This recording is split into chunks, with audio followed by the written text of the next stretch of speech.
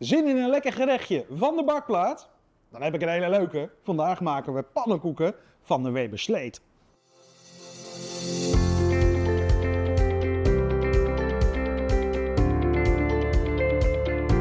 Hi, Bram hier en vandaag gaan we een gerecht maken waar jij een heleboel mensen blij mee gaat maken. Namelijk pannenkoeken met rood fruit.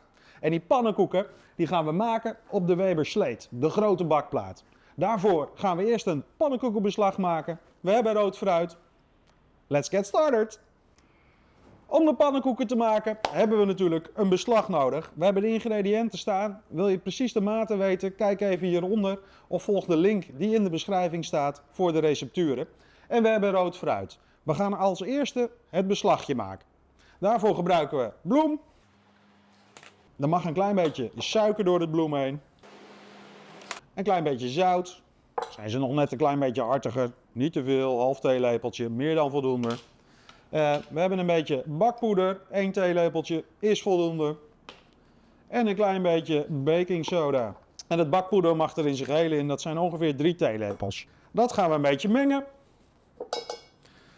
Dan hebben we uiteraard nog 2 eitjes. En dat geven we een mix. Dit mixen we lekker door elkaar heen. Zorg dat het ei even goed opgenomen wordt door de bloem. En dan gaan we de melk toevoegen. En als laatste voegen we zo nog wat gesmolten boter toe. Zodat we ook een beetje lekker smaak krijgen aan die pannenkoeken. En dan mag die boter erbij. Dat zorgt er gelijk voor dat je pannenkoeken dus niet zo heel snel aanbakken. En boter is gewoon lekker. Nou hebben we een mooi beslagje. Dan wordt het tijd dat we gaan bakken. De barbecue die staat dus op medium. Klein beetje olie op de plaat. De olie is mooi warm. Tijd voor onze pannenkoeken.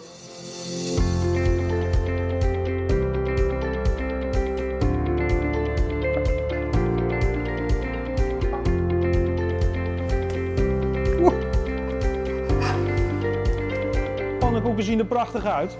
En nu zie je waarom dit rekje handig is. Daar houden we ze namelijk op warm. En dan wordt het tijd voor het rode fruit. Dat rode fruit hebben we al gemarineerd. En dan gaan we nu nog even meebakken op de bakplaat.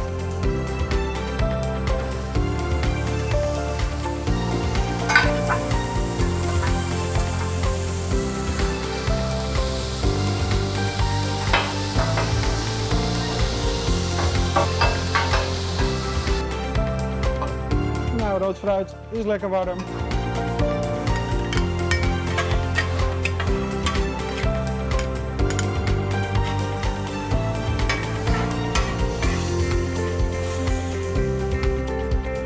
En die pannenkoekjes die zijn dus nog lekker warm, omdat ze op dat warmhoutrek liggen.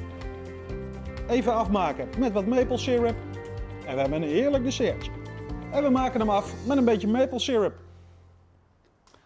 En voilà, een heel mooi ontbijt of dessert, net wat je lekker vindt, van de barbecue, van de Weber Sleet. Pancakes met rood fruit. Eet smakelijk!